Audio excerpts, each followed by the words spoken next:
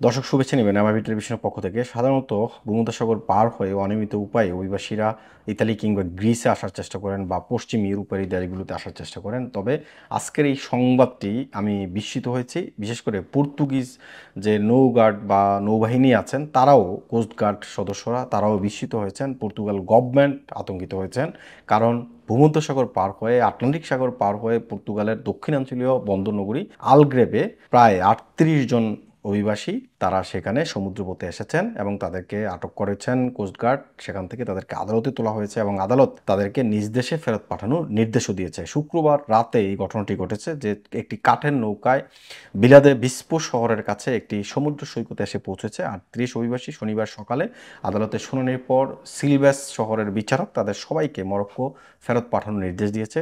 পর্তুগালের জিয়ানার পুলিশ ইউনিটের বরাত দিয়ে জানানো হয়েছে 25 জন পুরুষ এবং 6 জন নারী ও 7 জন শিশুসহ মোট 38 জন অভিবাসী শুক্রবার স্থানীয় সময় রাত 8টার দিকে আলগ্রাপ উপকূলে পৌঁছান। তাদের সবাই ক্লান্ত অবস্থায় ছিলেন এবং চিকিৎসা সহায়তার প্রয়োজন ছিল। তাদের মধ্যে 10 জনকে ডিহাইড্রেশন বা হাইপোথার্মিয়ার কারণে হাসপাতালেও নেওয়া হয়েছে। পর্তুগালের রাষ্ট্রীয় সম্প্রচার মাধ্যম আরটিপি জানিয়েছে নৌকাটি মরক্কো থেকে যাত্রা করেছিল এবং 6 দিন সমুদ্রে থাকার পর পর্তুগালে পৌঁছেছে। সাম্প্রতিক বছরগুলোতে হাজারো অভিবাসী ভূমধ্যসাগর পাড়ি দিয়ে দক্ষিণ ইউরোপে আসলেও আটলান্টিক মহাসাগরে দক্ষিণ পশ্চিম উপকূলের পর্তুগালের সচরাচর তাদের গন্তব্য নয়। শনিবার সিলভেস আদালত জানিয়েছে আটক হওয়া 38 জন মরক্কোর নাগরিককে স্বেচ্ছায় নিজ দেশে ফেরার জন্য 20 দিনের সময় দেওয়া হয়েছে। এই সময়ের মধ্যে তারা না ফিরলে জোরপূর্বক বহিষ্কার করা হবে। ফেরত পাঠানোর আগ পর্যন্ত তাদের সাগ্রেস শহরে বিলাদু বিস্পু পৌরসভার একটি আশ্রয়কেন্দ্রে রাখা হবে। সেখানে নিরাপত্তার জন্য জিএনআর সদস্যরা অবস্থান করবেন এবং তাদের সহায়তায় সিভিল প্রোটেকশন বা জরুরি পরিষেবা সদস্যরাও থাকবেন।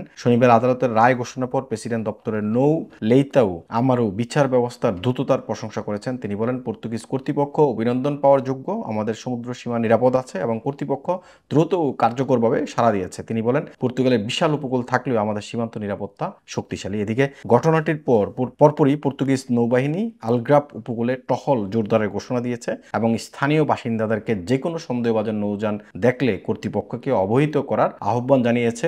ইউরোপের দেশ পর্তুগালে সাধারণত ওয়ার্ক পারমিট, ভিসা এবং অনিয়মিত থেকে অবৈধ হওয়ার জন্য জনপ্রিয়। বিশেষ করে দক্ষিণ এশিয়ার দেশগুলো থেকে আসা অভিবাসীদের কাছে পর্তুগাল একটি জনপ্রিয় গন্তব্য দেশ। তবে সমুদ্রপথে আসা এবং রাজনৈতিক আশ্রয়ের হার পর্তুগালে খুব একটা বেশি দেখা যায় না।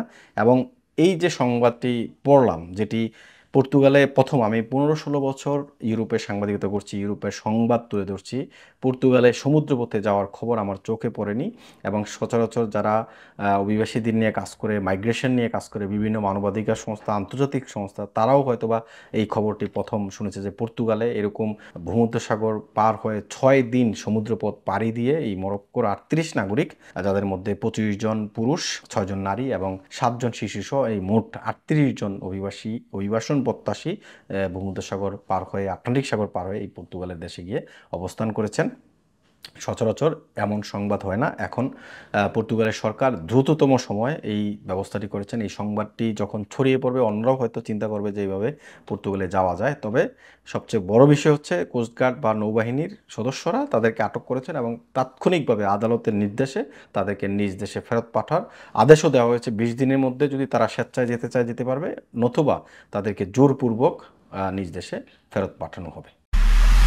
এমআইবি সংবাদ ও সংবাদ সংশ্লিষ্ট অনুষ্ঠান দেখতে ভিজিট করুন www.mibtelevision.tv ও facebook.com/mibtelevision.tv এবং সাবস্ক্রাইব করুন youtube.com/mibtelevision এ। এমআইবি টেলিভিশন, সত্য খবর, সঠিক খবর।